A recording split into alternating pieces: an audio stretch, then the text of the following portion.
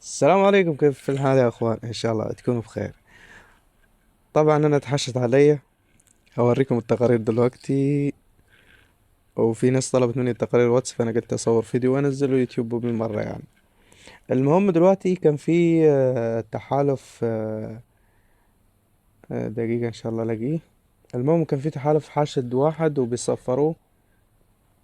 المهم صفروه، كان معاه موارد ياما، وكانوا بيسرقوا الموارد اللي معاه. انا اسيبهم في حالهم؟ طبعا لا. رحت قعدت اسرق معاهم موارد هم اتضايقوا طبعا. فانا اوريكم التقارير اتصال. انا كنت بسرق معاهم الموارد، الحماس خدني شوية فرحت هجمت واحد جنب البنك من الناس اللي كانت بتسرق البنك اصلا، وانا ما خدتش بالي. هجمت يعني ممكن 3 هجمات او هجمتين مش فاكر. المهم دي اول هجمة.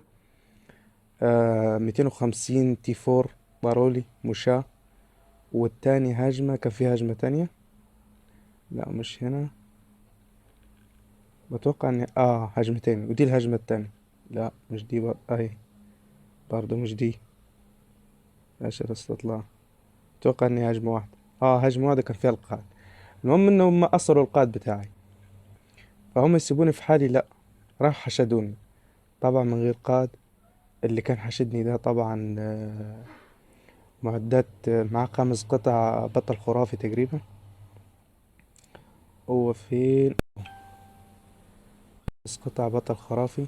ده الواد اللي حشدني، يعني حرفيا هو شوار رز.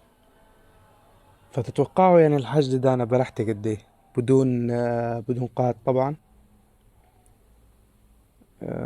نسب الميكس، يعني نسب الميكس حوالي 180 200 حاجة زي كده. والواد فشيخ فعلا حرفيا يعني. فوريكم انا التقييم. كنت واخد تعزيز طبعا تي 2 من التحالف، فالله يبارك لهم يعني، عززوني. في ناس عززوني تي 2. انا طلبت تعزيز تي 2 لاني انا معايا تي 4 بما فيه الكفاية. وغير كده يعني كان معايا المشفى فل. طبعا الهجمتين فلولي المشفى. انا كنت باني وشافي لسه هددها والله امبارح. فلولي المشفى وكان عندي بردك الملجأ كان التي فور ده كله من الهجمات الفردية، يعني انا ما طرليش حاجة من الحشد. فانا اوريكم تقرير الحشد دلوقتي. ده التقرير بتاع الحشد اهو فشل. ده التقرير. والله انا مش بحسبها خسارة خالص، لانه هو طير لي كام. يعني هو طار المصابون دول. طبعا انا كلمة شايف فول ده المصابون تبع التحالف. يعني طير لي حوالي 3 مليون. 3 مليون تي 2. يعني انا اكشف لكم التقارير وكل حاجة. 3 مليون تي 2 فرسان.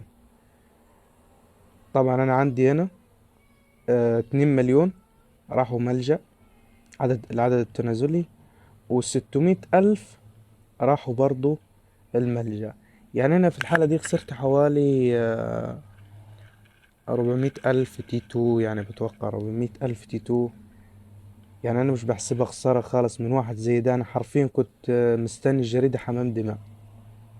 لأن الواد معداته، يعني معداته فشيخة، معداته جامدة زي ما انتوا شايفين. يعني الواد مش سهل. بس مش عارف يعني الفلوس بتروح عند الناس الأغبياء بس ولا ايه؟ انا لو كان معايا قلعة زي دي انا حرفيا اصفر نفسي فردي والله. فهذه كل القصة يعني وبس كده.